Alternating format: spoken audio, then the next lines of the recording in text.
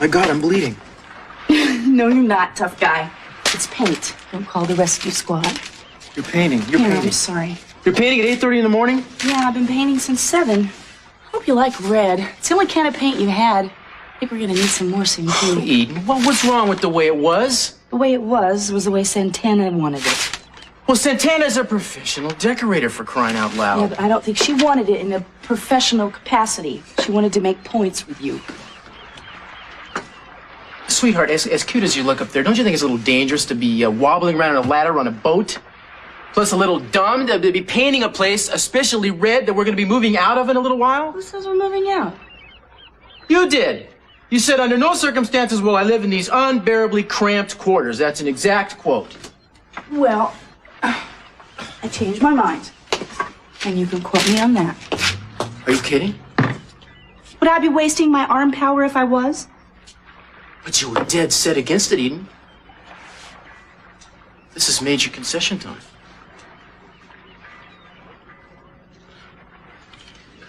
Unless we want something in return. Is that what's going on here, little girl? You give in on this, and then I give in on who knows what else? Got the ticket? You know, you are a very good detective. Ah, yes. Lawman's logic never fails. So why don't you describe for me in detail just what it is you want me to do for you, baby?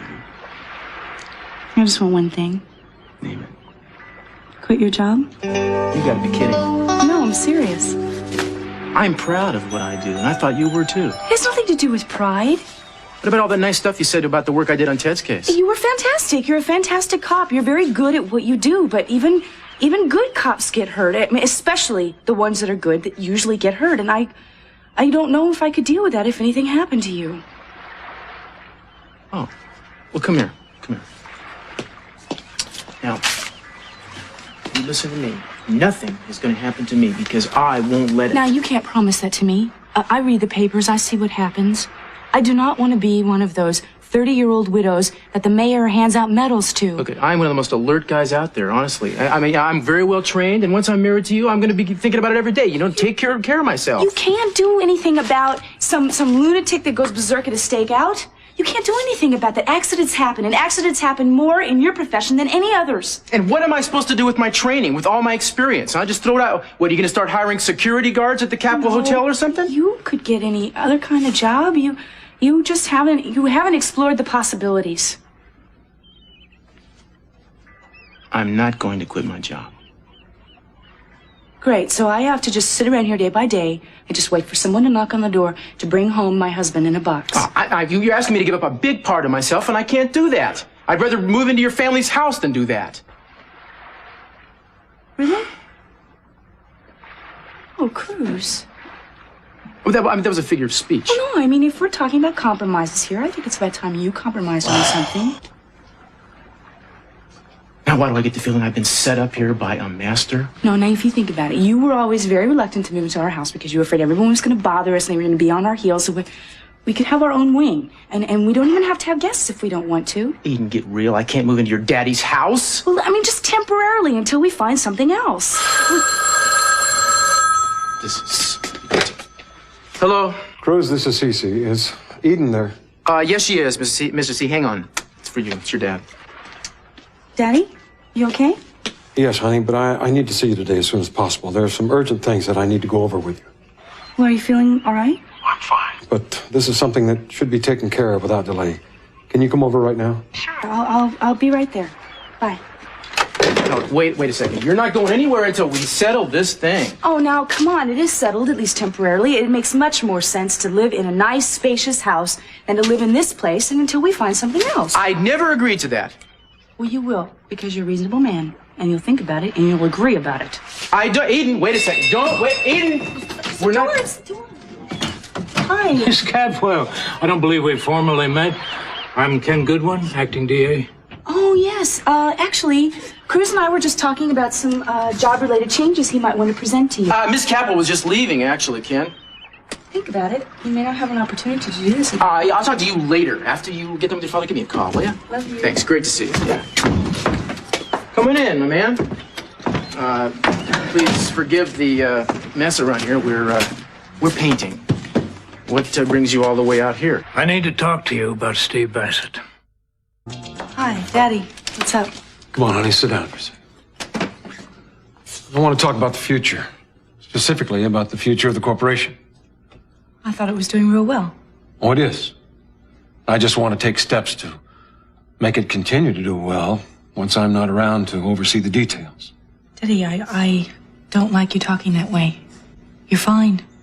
The doctor says you could live many years if you're careful. No, Eden. The doctor told me that maybe I have a few months, maybe a few hours. Look, honey, we can't hide from the facts. Now, I've come to terms with it. I'm counting on you to do the same thing. There's a reason that I'm confiding in you, Eden. I love Ted and Kelly, but you're the one more like me. Yeah, hard-headed and difficult. That's right. But honey, you also have an instinct for business that seems to have a life of its own. I wouldn't trust the company to anyone else but to you after I'm gone. But Daddy, you're not talking about just managing a hotel. You're talking about managing a huge corporation. Donna, you're going to learn. Look, I have asked Jack Lee to advise you. He knows the corporation inside out.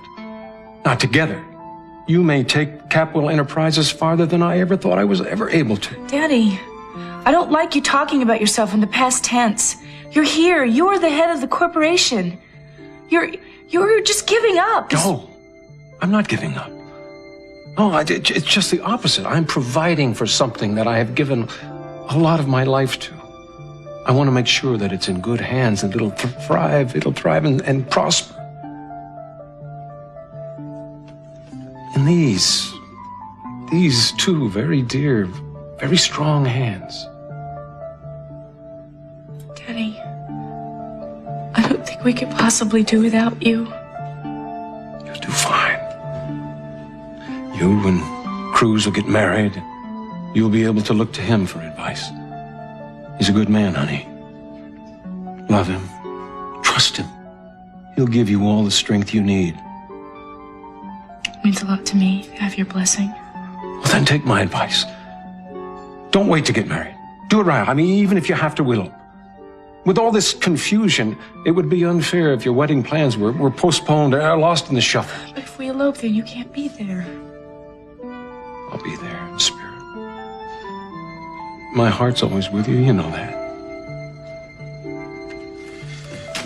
It's time for me to take my medicine. I've got to go upstairs. I love you, honey. I love you too, Daddy. Where are you going? Did your boyfriend call and tell you to come right over so we could share the good news? What are you talking about? Cruz just fixed it so I'm out of a job. Of course, he didn't do it alone. I know you had plenty of help from your family. Well, I'm sorry if that happened. I have to go. You better listen, because I can probably prove it was you or your father that made the call to the DA. What call? You wanted restitution for Ted, so you had Patterson fire me. Let me tell you something. It's only thanks to me that your brother didn't get the book thrown at him. I plan to make that very clear to your father right now. No, I'm sorry. You are not going in to see my father. He is not well and he's not seeing visitors. Well, he'll see this visit. No, he will not. You take one more step, and I'll have you thrown off this property. You are trespassing, Mr. Bassett. And from the way it sounds, it'll just be one more thing to add to the list. I'll be back. I'm not going to let this drop, Miss Capel. And all your money, all your threats aren't going to scare me away. I'm going to set the record straight on this if it's the last thing I do.